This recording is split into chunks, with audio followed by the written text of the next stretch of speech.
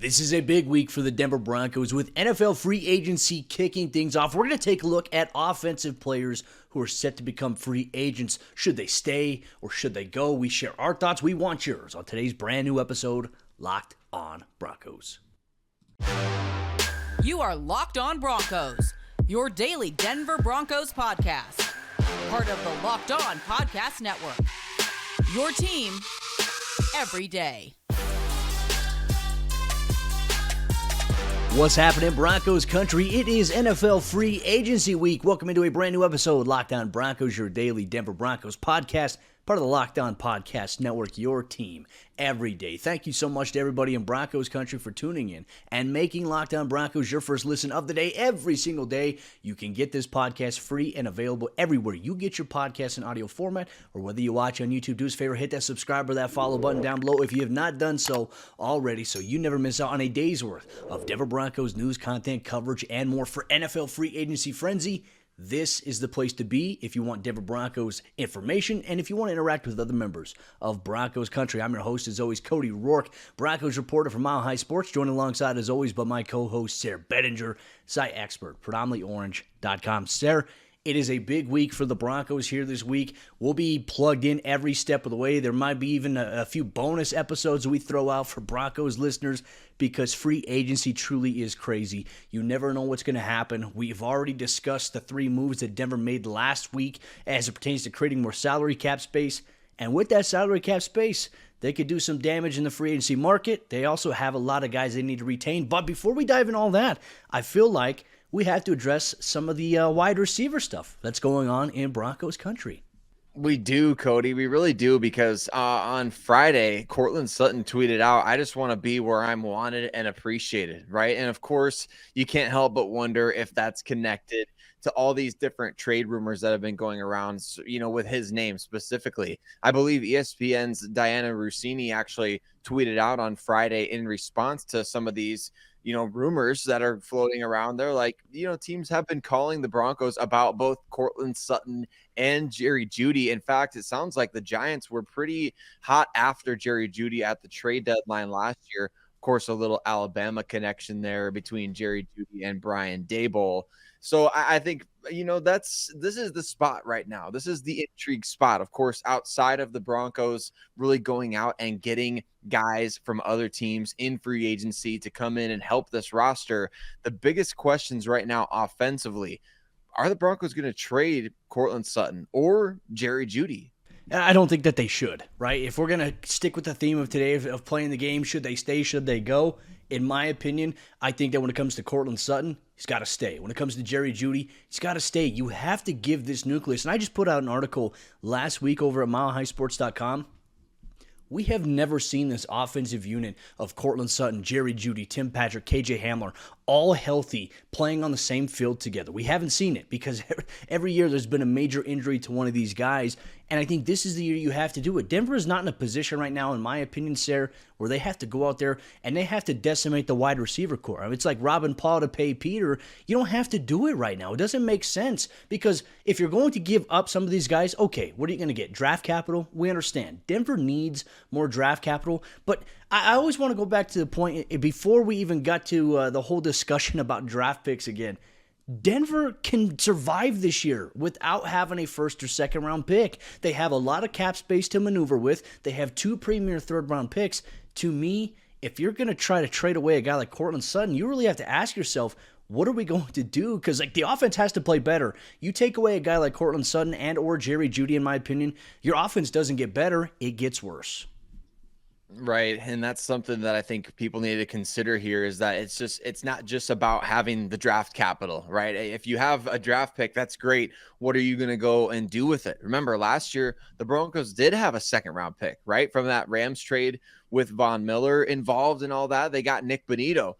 And so I think that's, you know, are you willing to trade Courtland Sutton for a player like that? You know, for, I guess, what you're going to get in a 1-year window. And that's nothing against Nick Bonito. It's just a matter of fact to say you don't know what you're going to get with any draft pick, much less a pick outside of the top 32. So you're trading a guy like Courtland Sutton, who's 27 years old this season. And really, like you said, we haven't got to see this full arsenal of talent. Greg Dulcich now included in that, and Javonte Williams. I mean, I don't know, will we ever get to see it, right? And I think Courtland Sutton coming out and tweeting this kind of makes me wonder. I know we're playing this game. Should they stay or should they go? I agree with you completely. They should both stay, both Courtland Sutton and Jerry Jeudy.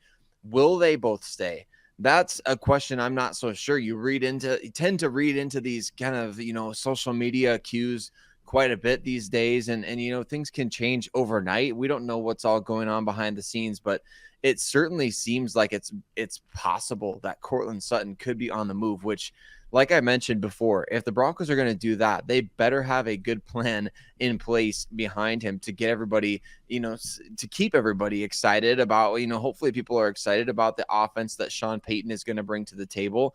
Trading away Courtland Sutton for just a draft pick and not having a, plan at the wide receiver position, I think that's going to worry people more than it is excite them for sure. I think it creates a hole, right? We talk so much about this offense needing to get better, needing to improve. Well, as we have said, you have Tim Patrick, who's coming off of an ACL injury. Remember the year it took for Courtland Sutton coming off the ACL initially, the year afterwards? It was a rough transition. It took some time.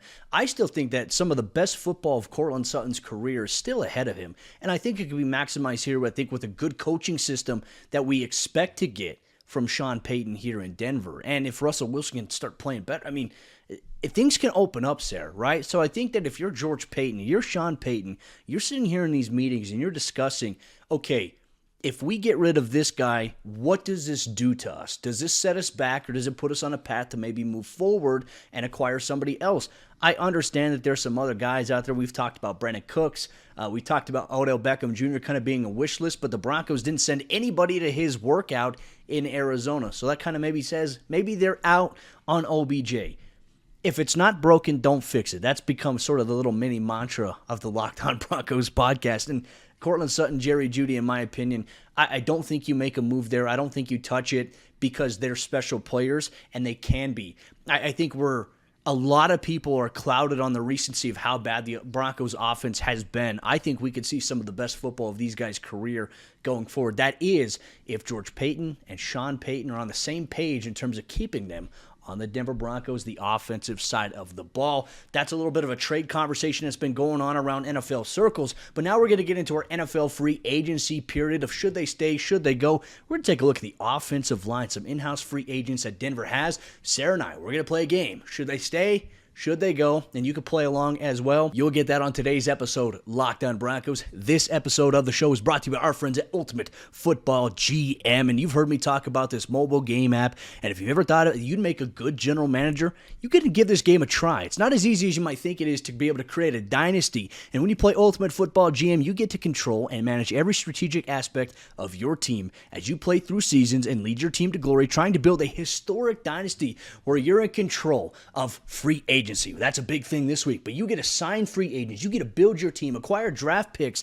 and make draft selections, change your coaching staff, adjust your scheme accordingly, all to be the Ultimate Football GM. With Ultimate Football GM, you're also responsible for controlling the destiny of your franchise. You get to navigate your franchise through all the off-season drama, in-season drama, and more, all on an app. All of this in a challenging and realistic game world. Ultimate Football GM is completely free and playable offline. You can play on the go as you want and when you want to. And Locked On Broncos listeners get a 100% free boost to the franchise when using the promo Locked On in all caps in the game store. That's Locked On in all caps, so make sure you check it out today. To download the game, just visit ultimate-gm.com or look it up on the app stores. That's ultimate-gm.com. Ultimate Football GM. Start your dynasty today. Free agency is kicking off this week in a big fashion. We're going to take a look at offensive free agents in-house for Denver. We're playing a little bit of a game. Should they stay? Should they go? Make sure you interact in the chat as the show is going on. You can tweet us your thoughts on who you want to stay, who you think should go on Twitter, at Cody Roark NFL, at Sayre Bedinger, at Locked On Broncos. Starting things off on the offensive side of the ball, let's take a look at offensive linemen. And I think the first name that's going to pop up at the very top as the Broncos go through this offensive line rebuild. We've already seen they made a move. They released Graham Glasgow last week, freeing up $11 million in cap space. The rebuild has began. But there is a chance that a guy who we all anticipate could leave in free agency, he could also return, and that is Dalton Risner. So, Sayre, I want to ask you, when it comes to Dalton Risner, should he stay or should he go? This is tough to say, right? Because you love the story of the, I guess not hometown specifically. He's not from Denver, but he's from Colorado, kind of the hometown kid playing for his hometown team in a way. For the Denver Broncos, the story of Risner running up to John Elway at the Senior Bowl a few years back, and then him getting drafted by the Broncos. I mean, it's just a great story. I do think as of right now, though, Cody, it's kind of time for both sides to move on, and you can kind of tell that in the tone of just the way that Dalton Risner has kind of been talking about the Broncos, and we also, from the Broncos perspective, we haven't heard anything about them trying to re-sign him or making him an offer or anything like that. So it really seems like these two parties are heading opposite directions. And I think that that's the correct timing for it, right? It's Dalton Risner hasn't exactly been able to live up to that billing as a high second round draft pick. A lot of people back in that 2019 class thought he was a first round guy. So we haven't really seen that from him, unfortunately. 2019, I think, really good signs of progress from that whole rookie class. And then things kind of just went off the rails from that point on. Not to say that specifically for Risner, but I think one of the Broncos' top areas of need, even with him on the roster last year, was kind of that interior offensive line. So to me, I think in a case of should they stay or should they go, I do think it's time for the Broncos and Dalton Risner to both go their separate ways. I'll play devil's advocate here. The way I see Risner returning is if he goes out in free agency. Shelby Harris did a few years back. Test the market. If the market isn't what you thought it was, I think it gives Denver the advantage saying, hey, you want to continue to play here, here's our offer, take it or leave it, right? I'll throw that out there as a potential option. And I also think, too, when you look at the offensive line, you look at the guys that have circulated through the Broncos starting lineup, Sayre, I think a really, really big issue that we have seen has really come from the scheme as well. And injuries have impacted that continuity. I mean, all these things definitely play a role. It's not just, related specifically to, one player's play. It's a collective thing. I think on the offensive line, if you have one player who's struggling, it's going to affect the entire offensive line. That's one of those things about football I don't think many people understand. Maybe Risner can be a catalyst of helping that get back, but maybe Denver looks at other options first, and then they're like, if there isn't anybody out there, okay, well, now maybe we're going to take a look at Risner here once again. It's always a possibility. Let's transition to an important position now, offensive tackle. And there's 3 guys in-house for Denver that are set to become unrestricted free agents. I want to start things off with one of our guys, friend of the show, Calvin Anderson. Now, there's a lot of other rumors, right? We talk about the Garrett Bowles rumors. We talk about, Calvin Anderson being on this team for, since 2019 under Mike Munchak, someone who Munchak valued specifically. I think that the Broncos, when it says, should it stay or should it go? They should stay when it comes to Calvin Anderson, in my opinion. I think he offers you still some developmental productivity, not to mention he stepped in at positions at left tackle specifically this past season and in years prior and has held his own against some of the NFL's top pass rushers. In my opinion, Calvin Anderson is too talented of a player, I think, for you to just let go, considering you have no options right now at the tackle position. I agree with that completely. I think especially when you consider the price to keep him around, it's probably going to be pretty favorable for the team. So Calvin Anderson is somebody that I would definitely bring back. Cody, as you mentioned, he's played pretty well when he's been given the opportunity to come in as the left tackle. So regardless of, I don't know, what do you plan on there with Garrett Bowles, right? Coming off of an injury and kind of just a little bit of uncertainty there of, is he going to be fully healthy to start? And the Broncos do expect that, at least from what we've heard them say to the media. But even still, coming off a major injury like that, you want to have a good contingency plan. I think Calvin Anderson could be that, but does he want to be a contingency plan at this point in his career? That's an interesting question as well. Now that the Broncos coaching staff is kind of spread around from, when he first came to the team in 2019, there might be some advocates that he has around the league to be able to get a deal and maybe a better opportunity to play early on. So I think that's the big question. But for me, he's a definite stay, as is Cam Fleming. I've been very critical of Cam Fleming on the show. Remember wondering in 2021, why does this guy still have a roster spot? Now here I am in 2023, 2 years later, saying that he needs to have a roster spot. It's just he's too valuable of depth, Cody. I think Cam Fleming proved this past year, especially playing right tackle, playing left tackle. We already know he can play some guard as well. I would definitely bring him back if the price is right there. He seems like the kind of guy that you want to stick around and stay on the offensive line. The question I have, would that be in the role of maybe kind of like a Band-Aid solution at right tackle for Denver? Or is it mainly specifically, okay, hey, regardless, if Denver goes and addresses right tackle, still bring this guy back as a depth option because he is a vet, he's reliable in that sense? Is that kind of where you're at? Yeah, that's kind of what I'm thinking, just not necessarily having him sharpied in as a starter, but maybe have him penciled in as a starter going into the NFL draft, whether that's at right tackle or if it's at, you like that, maybe a left guard as well. I think you could slide him into any of these spots that are available, except for, I don't know if he's played center before, but you get what I'm saying. So I think that's kind of where I'm at on Cam Fleming and where I think he could be valuable to this team. Well, let's talk about another guy here, Billy Turner. And this is a player that I think you and I have openly on the show and in the past, when free agency has come up, have advocated Denver needs to sign him. Well, they did just that last offseason, and unfortunately, it just didn't work out because of the fact that he came off of a knee injury. He had a knee operation, during the offseason, impacted his ability to come out and be ready for training camp. We saw him midway through, I think it was week 6 was when we first saw him in the 2022 NFL season, and then he got rolled up on once again, went on another stint on IR, and was able to come out and finish the remainder of the season for the Broncos. Health is the biggest question, right? And you and I have talked about this here on the show. If you're George Payton, if you're Sean Payton, you have to have guys that are available right now. I'd say the advantage that Turner has now, unless he has another operation at all this offseason, I mean, he's expected to be 100% healthy going into training camp. So this is another one. Should he stay? Should he go? I'm kind of split on this. Like, my option, I know how you feel about maybe Cam Fleming. Maybe that's how I feel a little bit about Billy Turner here in this situation. And I don't think you could be mad about him coming back, right? I don't think he's going to go out and command a $10 million per year contract from the Broncos or anybody else. So I think at this stage of his career, given what we saw last year with some injury concerns, that drives the price down for sure. And you're talking about more than likely a 1-year contract.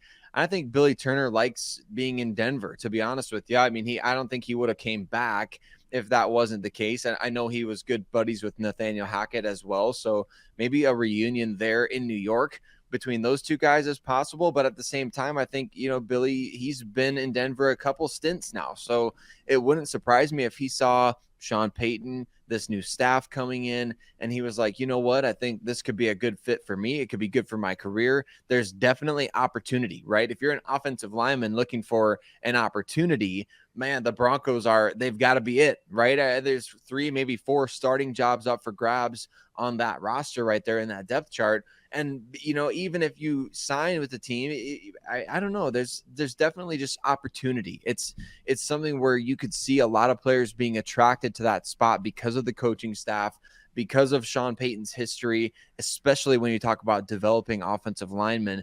Billy Turner could look at that and see a really great fit and opportunity for him to say, I'm still young enough to play at least, 3 to 5 more years at this position. I could go 1 more year in Denver, really increase my value and boost it for maybe a 2 to 3 year deal after the season. So I could definitely see him coming back. Broncos country, what say you? Make sure you listen on YouTube comments, or if you're listening on your favorite audio podcasting platform, tweet us your responses at Cody Roark NFL, at Sayre Bedinger, at Locked On Broncos. But on today's episode of the show, the conversation continues as it pertains to Broncos offensive free agents. Should they stay? Should they go? We talk about tight ends, running backs, quarterbacks. Oh my, you get that on today's episode of the show. This episode is brought to you by our friends over there at FanDuel. And the midway point of the NBA season is here, and now is the perfect time to download FanDuel, America's #1 sportsbook, because new customers get a no-sweat first bet up to $1,000. That's bonus bets back if your first bet doesn't win. Just download the FanDuel Sportsbook app. It's safe, secure, and super easy to use. Then you can bet on everything from the money line to point scores and threes drained. Plus, FanDuel even lets you combine your bets for a chance at a bigger payout with a same-game parlay. So don't miss your chance to get in on the action. Get your no-sweat first bet up to $1,000 in bonus bets when you go to FanDuel.com/lockedon. That's FanDuel.com/lockedon to learn more. Make every moment more with FanDuel, an official sports betting partner of the NBA.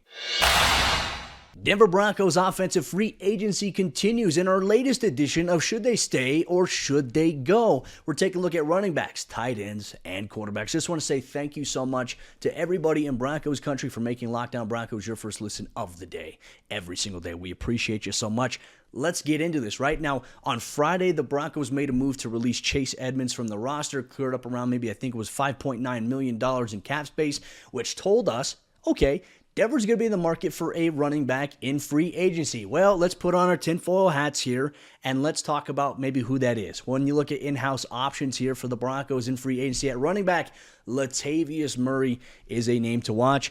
I'm going to say it right here. I'm eager for your thoughts on this, Sayre. But when it comes to Latavius Murray, I think he should stay in Denver. I think he will return. The dots just seem to be connecting a little too much. It makes a little too much sense. Are you in agreement, or do you think something else?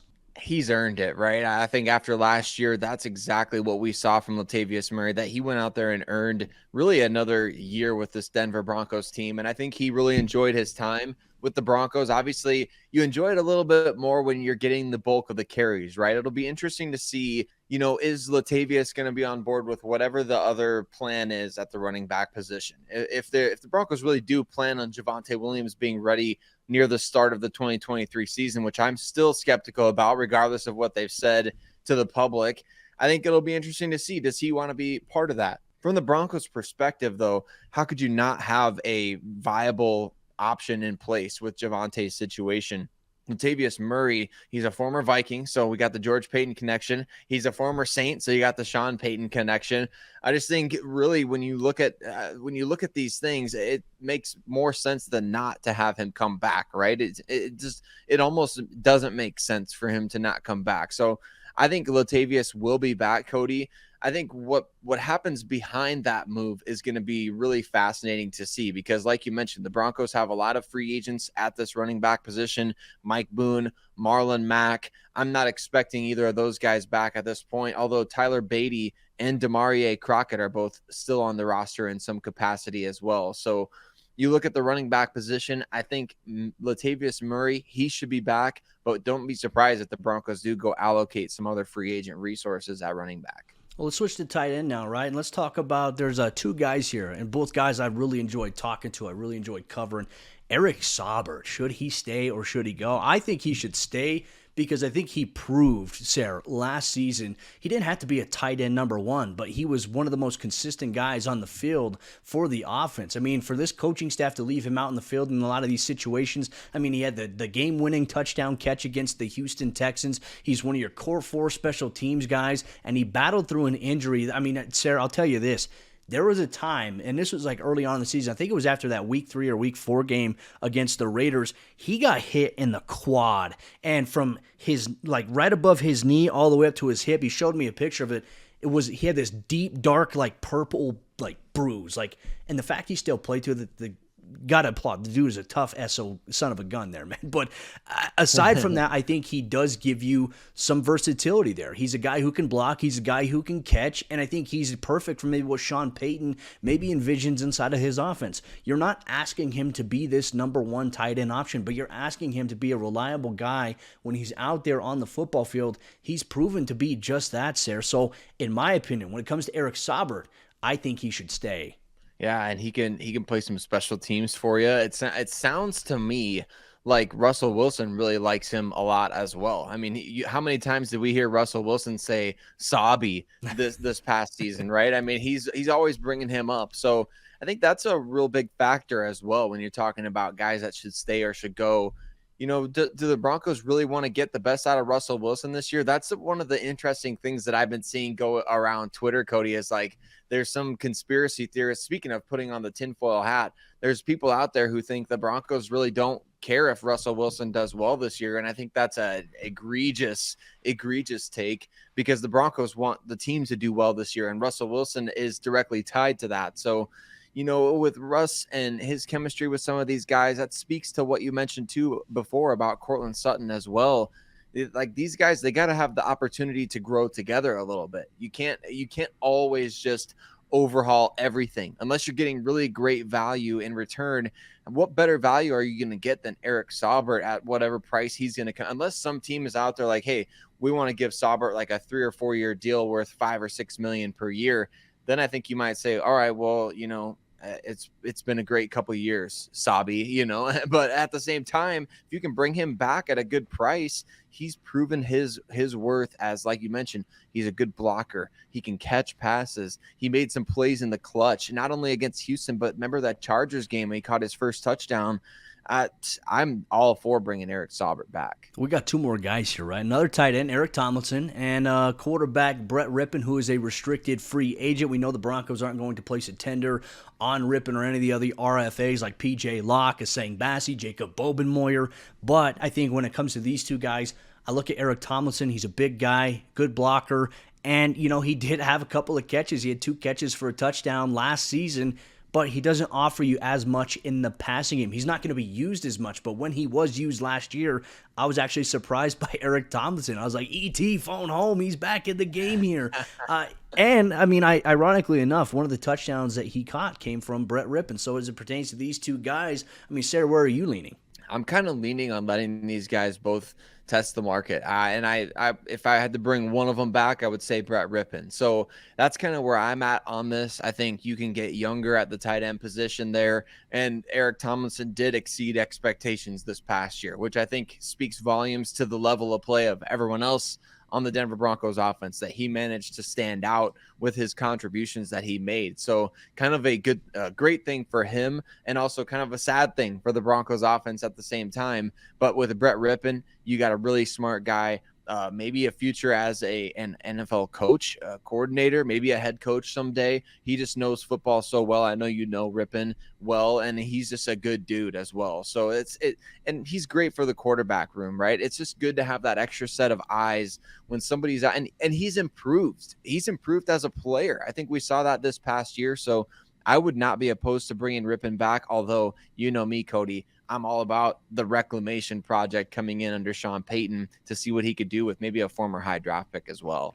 Well, let's see how everything plays out. Free agency is a big one this week in Broncos country as it pertains to some of the offensive players we talked about here on today's show. Drop it in the YouTube comments if you're watching. Should these players stay? Should they go? We want your thoughts. Interact with other members of Broncos country. You can also tweet us if you're listening on your favorite audio podcasting platform, on Twitter at Cody Roark NFL, at Sayre Bedinger, at Locked On Broncos. Tomorrow's episode of the show, we're going to switch gears to the defensive side of the ball. Should they stay? Should they go? There's some big names for the Broncos on the defensive side of the ball, some that we feel need to stay. Could there be any surprise goes? You're going to get that on tomorrow's brand new episode, Locked On Broncos.